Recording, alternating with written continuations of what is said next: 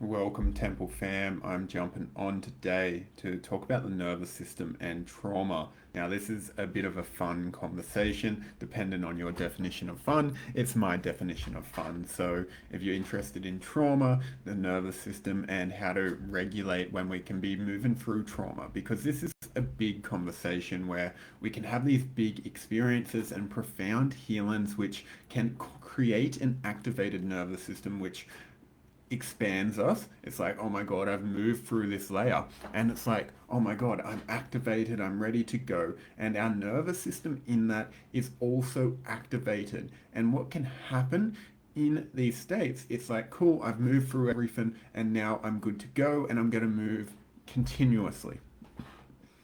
And what can happen in this is it can cause a hyperactive nervous system, and we actually don't come down from more of the survival states of fight, flight, fawn, or freeze, and we can stay in that sympathetic nervous system state. So, what we actually want to do is learn how we can move through trauma and actually come back into a regulated nervous system.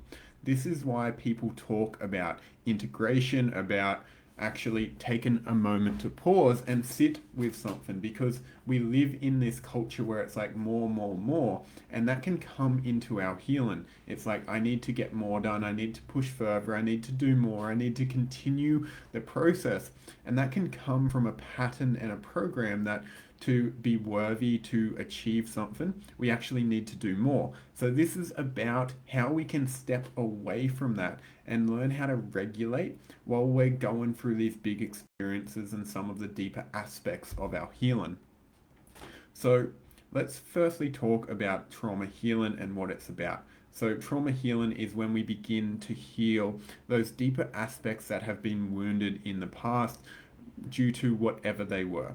And in these, it can cause quite an emotional release. There can be some big emotions that come out during the process, which may cause this nervous system to become activated in the release of these.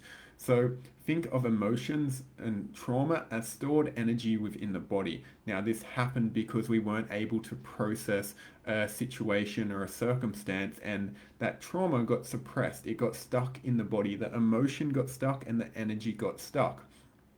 So, in these processes where we begin to heal that, what we're actually doing is returning to that root experience and beginning to move that energy through different means, whatever that is, so that energy can come up and be moved through the body and it released. So this can why people talk about a cathartic release, where there can be screaming, emotions, crying, joy, all of these emotions that can come up in this process, which may have never been able to be expressed. And in this, a person can be left with a sense of emptiness, feeling a little bit of a disconnect, or they may feel really light and energized because now they're not carrying around so much density. That depends. Both experiences are valid, and everything in between is also valid. So never check your experience based off someone else's or what you've had in the past. It's important to just be with what is.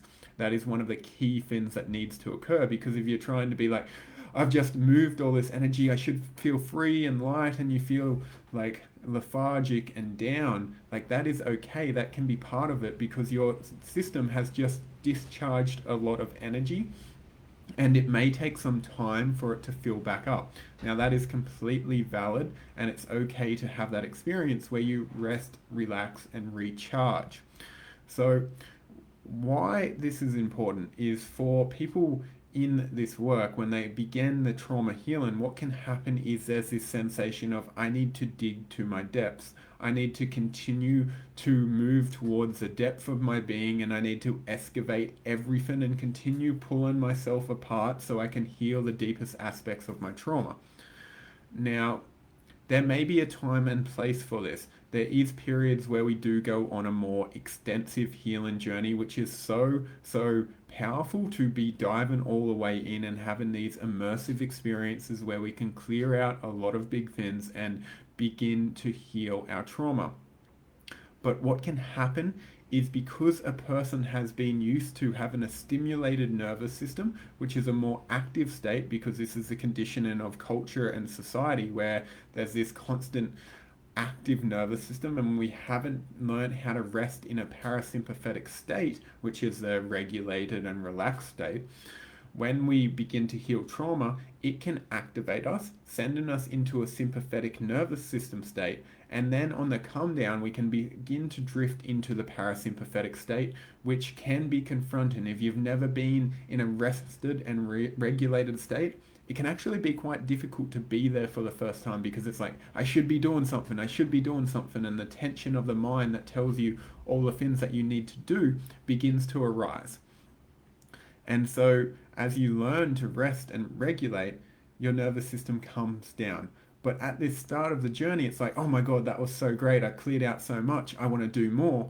And a person continues to go do more. You may experience this with the person who's done medicine journey after medicine journey and hasn't taken a pause to rest. And they can feel really frantic and frazzled, and there's no groundedness to them because they haven't let a lot of the energy land within the system and embodied it. They've actually just continued on their path and like, okay, I need to do more. There's more work to be done. I'm not where I want, so I need to do more and more and more. And there's a continuation of that push and almost a hustle culture of more is better. And so what we want to track here is how the nervous system is feeling amongst this. Is a person regulated? Are they calm? Are they allowing themselves to settle into themselves? Because when a person allows themselves to settle, they'll feel more grounded, more embodied, and the information will actually seep into their bones. It will seep into the body. And this is the importance of it because it's very tempting to be like, okay, I've just had one experience, let's go do the next and the next and the next. And over time, this expansion builds up. And if you haven't had time for your system to decompress, that energy of expansion gets a lot for the nervous system. It's like, okay, I'm holding, I'm growing, I'm growing, I'm growing, I'm growing, I'm growing, I'm growing. And eventually, because you haven't given yourself a natural time to decompress, there is cycles for everything, an up and a down and a expansion and a contraction. And if, with no allowance for the contraction, well, eventually there has to be one. And because there's been such expansion, there's a collapse into the self. And this is where people may get into this work, get really passionate, really excited, and then a couple months down the track, they find themselves in a depressed state or a dark night of the soul because they haven't allowed the time to actually integrate these big experiences and be with the undercurrents of the emotions moving for them. So how we want to track this is actually giving oneself time and space to experience the other side of a big experience. I know I can be guilty where I have one big experience and then I'm like, cool, what's the next? And it's like, actually, hold on. Can you pause in that and allow yourself to experience what you've experienced and land in it? To slow down so you can actually be with. And this is the challenge. This is the difficulty because we want more, we want more, we want more. And that's a program, and we're beginning to undo in this process of slowing down and allowing the nervous system to land. So watch yourself when you're seeking another experience. Ask, do you need another experience, or does your nervous system need time and space to actually recover and come down? When you begin to implement this, this will absolutely change so much for you because your nervous system will feel more regulated, you'll feel more relaxed, and that opens possibilities. And the trauma healing can occur in a more graceful way because when we're activated, the nervous system needs these big experiences to discharge energy, recharge, discharge, recharge.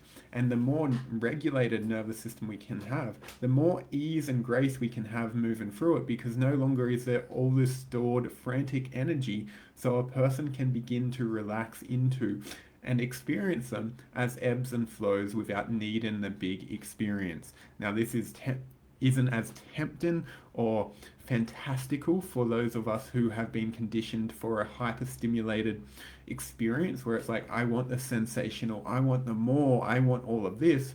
And it's like, when we actually are willing to let go of that layer and come into, okay, this experience can just move through me, I can be with it, breathe, without trying to make it into a bigger story, we can relax into ourselves and come to a sense of peace. So take care, enjoy.